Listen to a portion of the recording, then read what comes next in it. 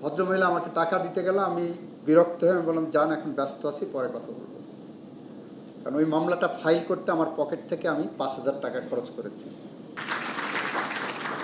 আমি আইনমন্ত্রী হয়ে আমি এখন কিন্তু নিজে ঠকে গেছি। কারণ যখন আমি আইনজীবী হিসেবে কোর্টে যেতাম, প্রতিদিন একটা ইনকাম থাকতো, প্রতিদিন কিছু না হলেও বাজারের টাকাটা খরচ হতো। আইনজীবীদের সম্পর্কে ছোট ছোট কয়েকটা চুটকি আছে, আমি বলে শেষ করব। এখন এসে দেখি যে এগুলো কিছু নাই। সারাদিন ভূতের মতো খাটছি, সারা মাস খাটছি, মাস গেলে কিছু বেতন পাচ্ছি। আইনজীবীদের কিন্তু আপনার কাজ করবেন, মক্কেল আপনাকে ঠিক আপনার ন্যায্য হিস্সাটা দেবে। আরেকটা জিনিস মনে রাখবেন, আপনি যখন লয়ার হবেন, ক্লায়েন্ট ইজ এ ক্লায়েন্ট। এই যে এখানে মুজিব ভাই বসে আছেন, এই যে এখানে ভাইস চ্যান্সেলর বসে আছেন, আপনার এই বিশ্ববিদ্যালয় কিন্তু আমার ক্লায়েন্ট ছিল। এই বিশ্ববিদ্যালয়ের অ্যাকাউন্ট ফ্রিজ হয়েছিল একবার, আমি সেই অ্যাকাউন্ট ফ্রিজিংয়ে লয়ার ছিলাম, আমি সেটাকে মুক্ত করেছি। এই বিশ্ববিদ্যালয়ে কখনো আসি না। মক্কেলের কাছে কখনো আপনি নিজে ছুটে যাবেন না, মক্কেল আপনার কাছে আসবে, because this is your profession. ক্লায়েন্টে যখন ছুটে যাবেন, আমার সিনিয়র ছিলেন ব্যারিস্টার সৈয়দ ইশতিয়াক আহমেদ, বাংলাদেশের খুব প্রখ্যাত আইনজীবী ছিলেন। ওনার সন্তান ছিলেন ইমিডিয়েট পাস্ট চিফ জাস্টিস। উনি বলতেন, বাবা, মক্কেলকে কখনো বন্ধু বানাবা না। যে মুহূর্তে মক্কেল তোমার বন্ধু হয়ে যাবে, মক্কেল তোমার ফিস কম দেবে। And this is the reality, I am telling you. আপনার এই জায়গাটা একটু খেয়াল রাখবেন। আপনারা দেখবেন, মামলা যখন করতে যাবেন ক্লায়েন্টের পক্ষে, আদালতে যখন দাঁড়াবেন, তখন আপনি 10টা মামলা যদি টাকার বিনিময়ে করেন, আপনার অন্তত 2টা মামলা আপনি ফ্রি করার চেষ্টা করবেন, লিগ্যাল এইড দেওয়ার চেষ্টা করবেন। এটা আপনার প্রফেশনের জাকাত। তাতে আপনার কমবে না, বাড়বে, আপনার বরকত বাড়বে। আমার লাইফের এই যে আমি এখন কথা বলতে যে আমার গুজবাম হচ্ছে, একটা ঘটনা বলি। আমি তখন প্রচণ্ড ব্যস্ত মানুষ, ব্যস্ত লয়ার। আজ থেকে প্রায় 15 বছর আগে হঠাৎ আমার এলাকার এক সাবেক এমপি, উনি গাজীপুরের বনের মধ্যে একটা আস্তানা করেছিলেন, নিজে পীর সাহেব ছিলেন।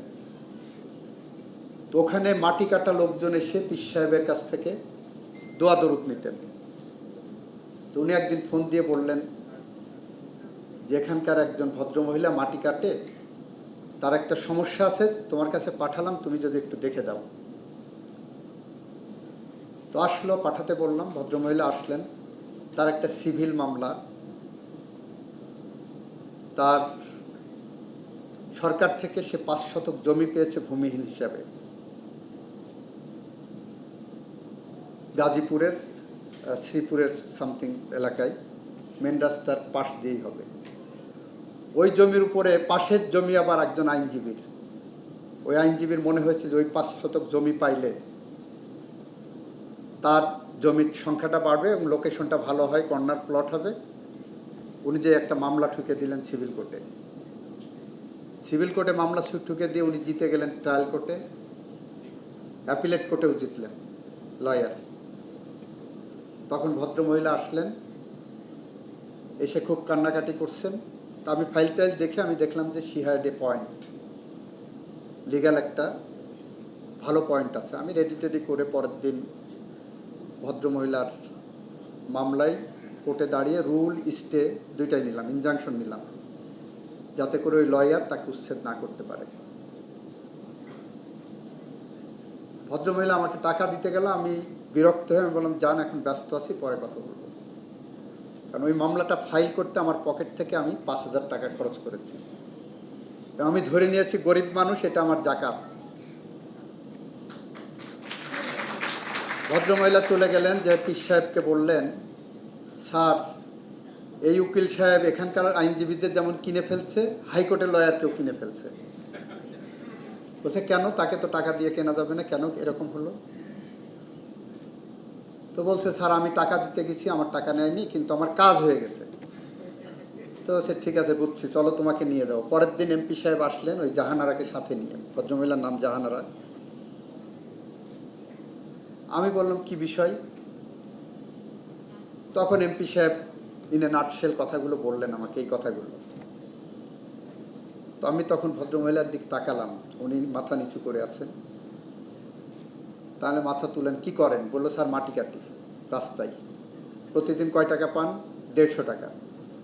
পরিবারে কে কে আছে? স্যার হাজব্যান্ড তালাক দিয়ে অন্য যা বিয়ে করে চলে গেছে, আর 2 মেয়ে আছে। বড় মেয়েটাকে এক ভ্যানালার সাথে বিয়ে দিচ্ছি, আর ছোট মেয়েটা ম্যাট্রিক পরীক্ষা দেবে।